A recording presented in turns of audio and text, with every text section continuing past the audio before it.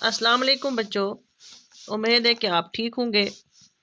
आज हमको मिर्ज़ा असदुल्ला ख़ान गालिब की गज़ल नंबर 1 पढ़नी है, जो आपकी दरसी किताब बहरिस्तान उर्दू के सफ़ा नंबर 134 पर दर्ज है।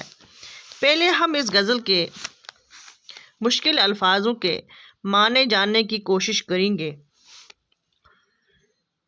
इब्न मरियम कहते हैं, हज़रत मरियम का बेटा यानी हज़रत ईसा अलैहिस्सलाम को इब्न मरियम यानी कहते हैं, इब्न मरियम का बेटा हज़रत ईसा अलैहिस्सलाम। दुख हुआ, परेशानी, जुनून हुआ, पागलपन, दीवानगी।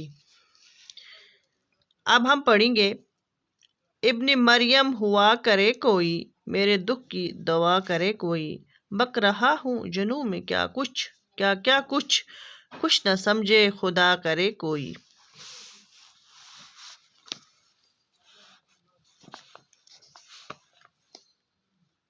शायर फरमाता है, मिर्ज़ा असदुल्ला ख़ान गालिब फरमाता है कि मैं मुद्दत से दुखी हूँ, परेशान हूँ। ज़िंदगी जो मेरी हैरान जो गम में गुजरी है, परेशानियों में गुजरी है, और इन परेशानियों के बगैर मुझे अपने महबूब की बेवफाई का गम भी है, खाए जा रहा है, परेशान कर रहा है।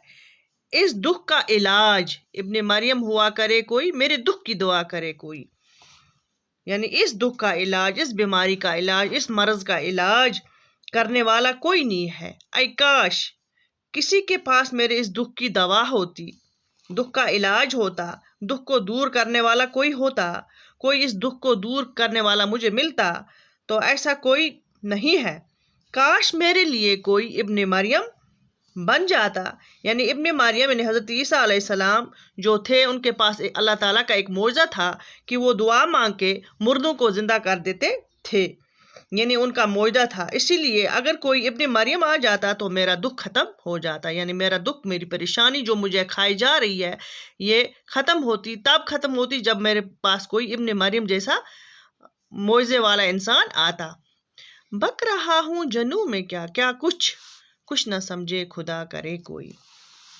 फिर शायर फरमाता है कि महबूब की मोहब्बत और दूरी ने मुझ पर दीवानगी तारी हो गई है, यानी मैं दीवाना हो गया हूँ अपने महबूब की मोहब्बत में।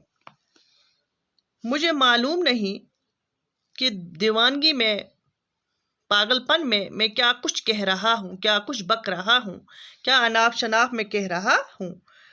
खुदा से मेरी दुआ है, कुछ न समझे खुदा करे कोई।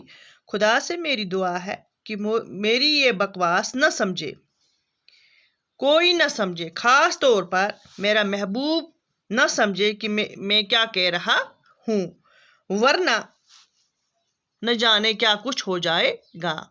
यहाँ तक ये 2 शायरों की तशरीह की मैंने। उम्मीद है कि आपको समझ आए होगी। अल्लाह हाफिज़।